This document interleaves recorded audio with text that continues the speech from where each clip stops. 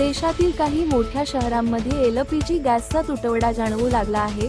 मुंबई आणि बंगळुरू सारख्या महानगरांमध्ये रेस्टॉरंट आणि हॉटेल व्यवसायावर त्याचा मोठा परिणाम होत असल्याचे चित्र समोर आले आहे।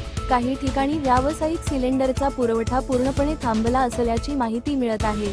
विशेषतः पुण्यात अनेक हॉटेल चालकांनी सिलेंडर उपलब्ध नसल्याची तक्रार केली आहे।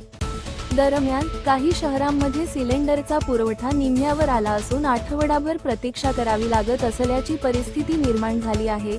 या पार्श्वभूमीवर केंद्र सरकारने घरगुती गॅसला प्राधान्य देण्याचा निर्णय घेतल्याची माहिती समोर आली आहे। त्यामुळे व्यावसायिक गॅस सिलेंडरचा पुरवठा काही प्रमाणात कमी झाल्याचे सांगितले जात आहे।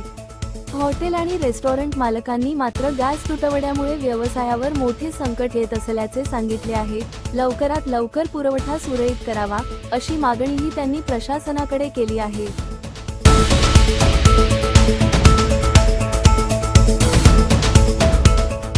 आपण पाहत आहात महामराठी न्यूज, सदैव न्याय हक्कासाठी।